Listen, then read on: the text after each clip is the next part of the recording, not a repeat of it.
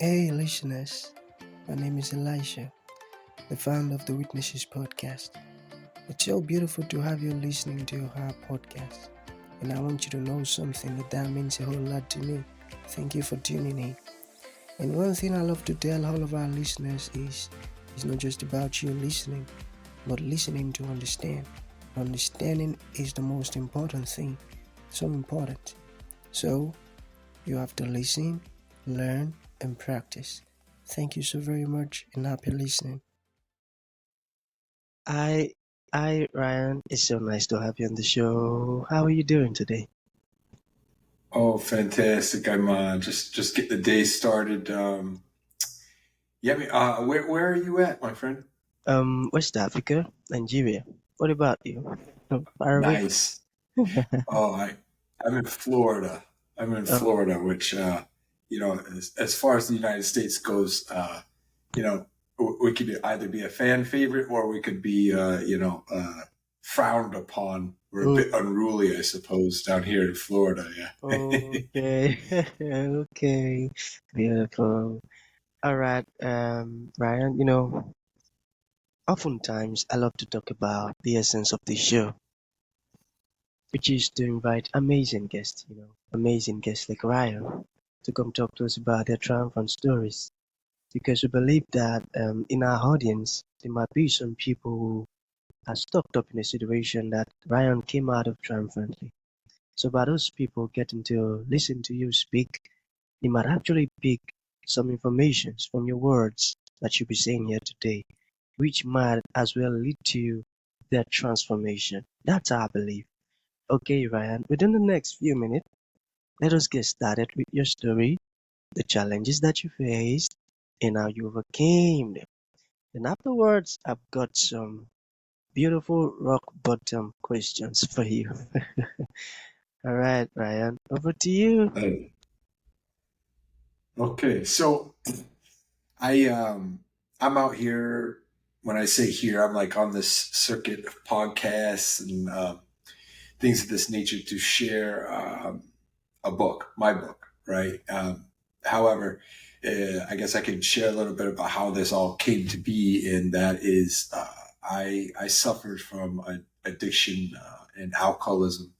Um, here in the United States, there was this, or it still is around. It's the opioid epidemic, and so it was a condition where you know a lot of narcotic pills were being prescribed to people, and most people, friends that are close to me, would describe this moment in my life when I was prescribed, excessive amounts of narcotics. It had that was the turning point that I became more so of an addict. I had always dabbled in the use of drugs and alcohol, but that moment was a pivotal moment, if you will, where I kind of went into the darker side of things. So, fast forwarding a little bit through the journey, and this is, it's a long and in depth and has many dark places. And, hence the book, right? But so how did I get there? How did I get to the point where I'm like, okay, well, what do I do now? And I've asked myself that many times. And I think people that are in this world and they find or gain traction, if you will, with tough problems, hard problems that people suffer from.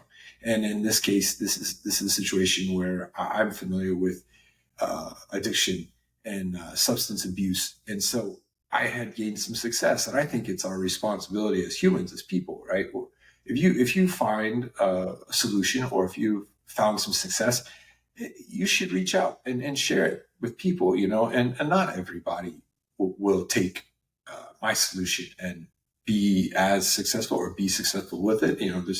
We're all different, we're all unique. However, it's my duty to at least share that with people.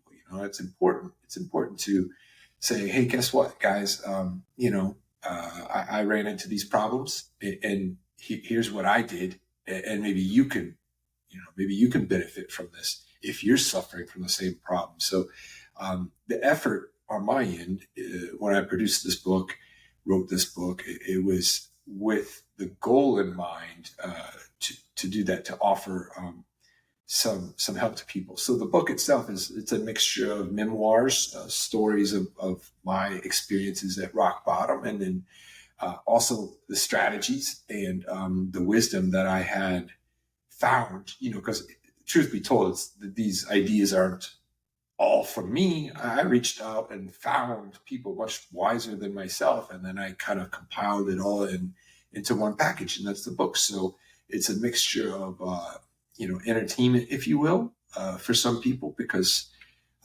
it can be entertaining to see the comeback story, and that is undoubtedly in the book, and then also the strategies that I used to really start gaining some success in recovery.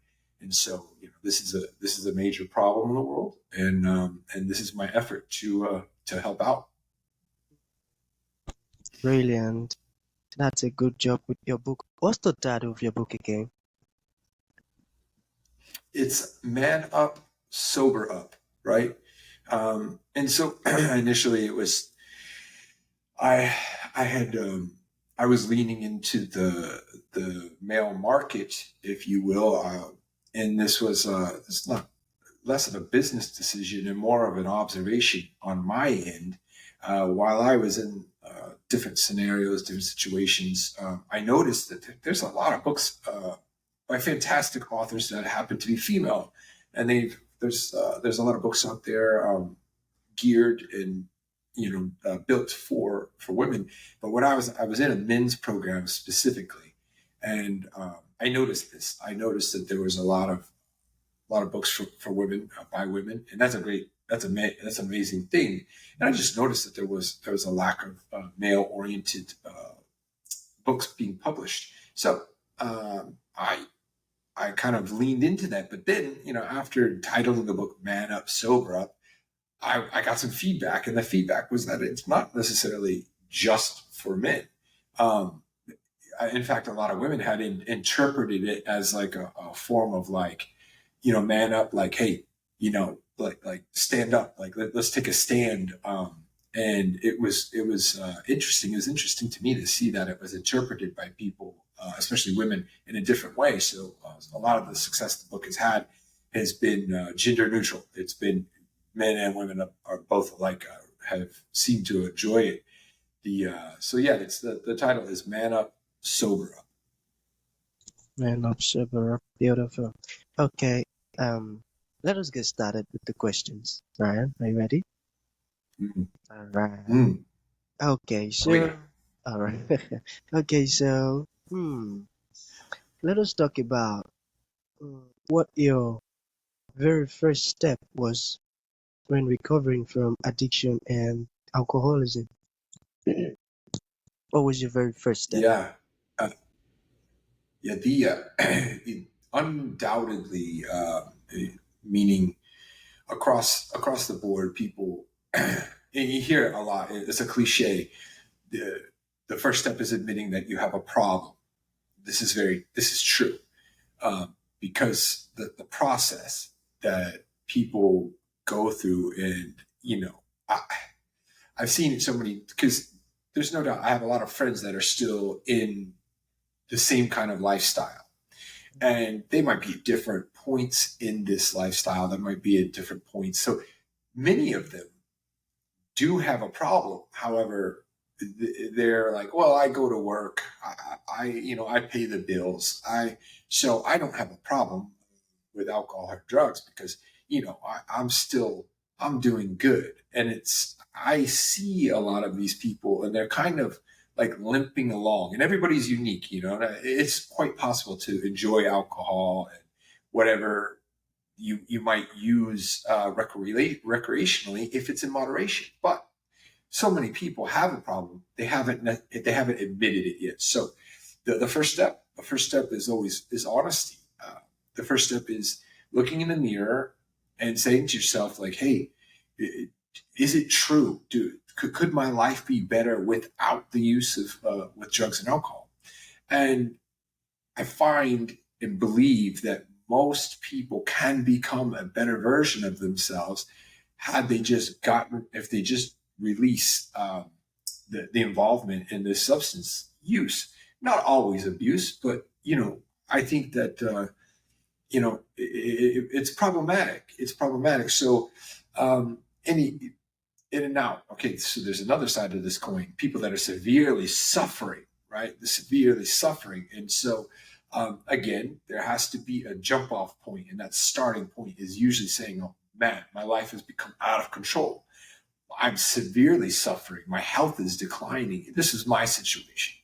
It was just uh, unarguable. Like you couldn't argue against the fact that my life was suffering intensely from my addiction. So personally, the first step wasn't necessarily admitting a problem because it was just so blaringly obvious. It's like your life has become ruined because of what you've done with drugs and alcohol, and that was quite clear to me. But for most people, that this is a major hurdle, and so the first step is always going to be honesty with yourself, and assessing where you are.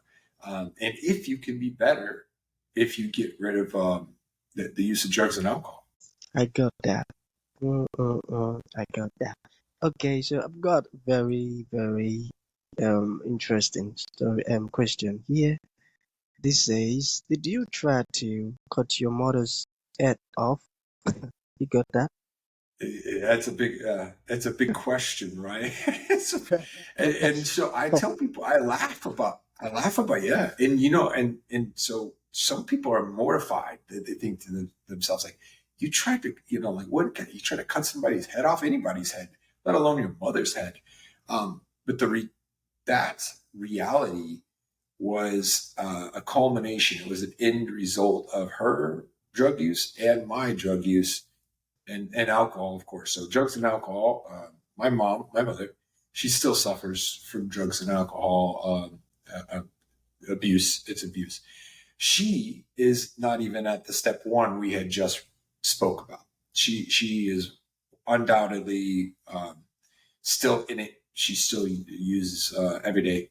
And I ask myself a lot of times, what would I do if she were to reach out and say that she wanted to get better? And that's a whole other it's a whole other story. But now the question is did I try to cut her head off? Well, her and I, a day of both of us abusing drugs and alcohol, something happened, and I don't have all of the answers. And this is a very important part, is that at the end of the day, I ended up in handcuffs and in jail, and I'm in jail, and I'm thinking I was detained because I couldn't remember, but clearly I was under the influence, and so I'm in there for a while, and I'm like, okay, what's going on? Like I feel like I should have been let go. I was drunk and high. I should be, eventually they're going to let me out of here.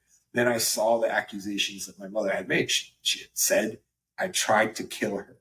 And so now there's a little asterisk to the story here. She's also said that her mother, my grandmother, tried to kill her. My stepfather tried to kill her. My biological father tried to kill her. She's a troubled woman, and I pray for her often.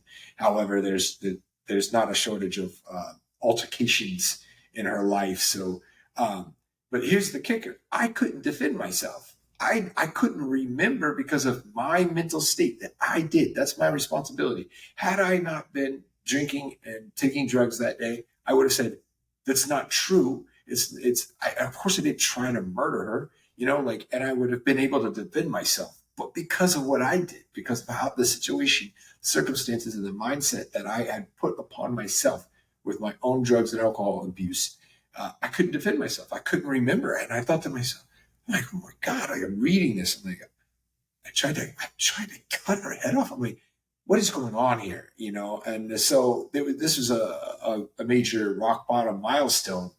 I suppose the good part of that story is that I started changing my life. This is just a milestone that I started to get my life back together. But now the dark side of that story is that my mother is still in it. She's still in those trenches. And like I said, I pray for her often to, hopefully turn that around. But that's pretty much the situation, as harsh as it sounds. Okay, Ryan, the second to the last question. What are the highlights of your life now? You got that? Oh man, that's yeah, it's that's exciting because I have a son on the way in Oh, April. So like he's gonna be here in I don't know 3 weeks, and so uh, looking back on how dark all of this has been. I mean, especially your two questions right in a row, right? Those are wild questions because one is very true. We're talking about attempted murder on my own family, which is like, how awful could that person be? This person is me. This is a situation I was in, and now the next question is, where am I at now? I've actually turned things around so drastically that I'm excited, I'm capable, and I'm happy to become a father. And I'm married too. I became married in January, so my wife Kathleen and I were expecting a baby, and my life couldn't be any better. I can't. And looking back on how dark some of these times were, really, it gives us a contrast because you asked me what are the highlights. Well, if you think about the word or the highlight, right? You highlight something. It's to contrast against its background. So when you yeah. look at a piece of paper and there's a highlight, it's because it's meant to say, okay, this is important. And so how would we know that if the paper itself behind it wasn't either darker or different? There's a contrast. So if I didn't have the dark parts of my life, if I didn't have those moments, absolutely awful dark moments, I wouldn't realize how good things are now. And that's Uh, how I know. That's how I show gratitude because, man, when you've seen darkness, and then you eventually get to light, and you can, and you will, if you believe that you can. And so, like once you get to the light, it's like this is amazing. So, yeah, that's the major highlight of my life is my son Seth is on the way. wow, beautiful. Oh man, I love that. You know, you've got a very inspiring story that is screaming hope. Oh man, beautiful. I love it. I love it. Yeah. Okay, man. In conclusion, let us take a look at your final thought. Let's say there is a piece of advice, one piece of advice you'd like to give to the audience. What would that be? And let's say there are some ones listening who felt like, oh man, Ryan came out of the situation I am stuck in. I feel like I've got to reach out to him, get his book, learn more about what he's doing. How can that be possible? Um, I think, well, the first question is like, where does somebody start? Is that was the question?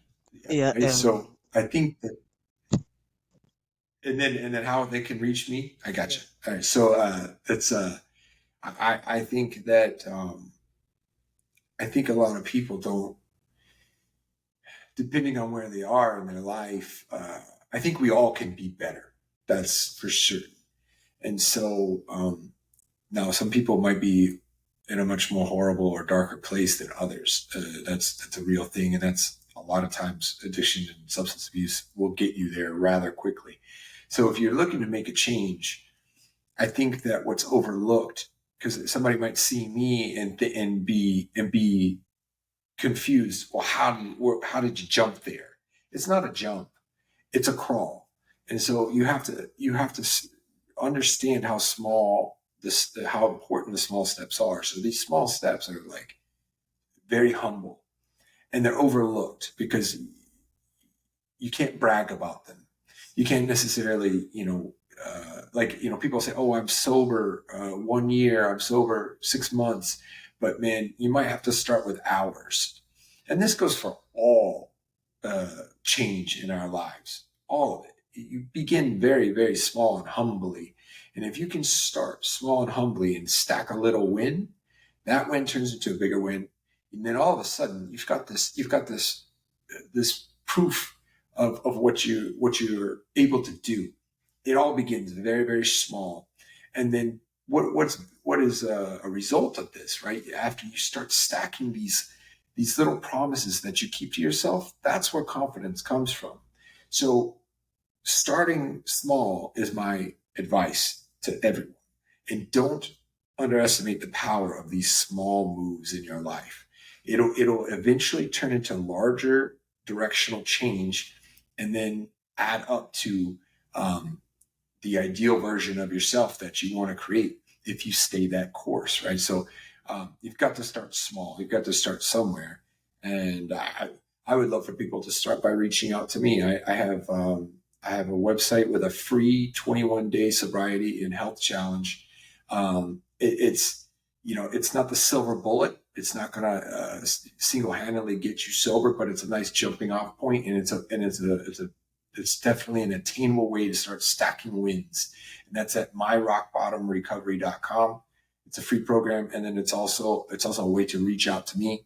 And so by doing so, it's a small step, and it's not a bad step. It might not be the step, but and then people can also find my book at ryanpenley.org, or you can go on Amazon, look up Man Up, Sober Up. These are a couple of ways to either get in touch or make a small win in your life. And so that's a couple of places. Even on Facebook, My Rock Bottom Recovery is my Facebook page. Jump on there. There's plenty of people all making their lives better. And so, that's a few ways that people can reach out to me. Beautiful, beautiful. I love that. Okay, so that's gonna be the end of the show, Ryan. Thank you for your time. Thank you for honoring the invite, man. Yeah. Thank you, brother. I appreciate it, man. Thank you, sir.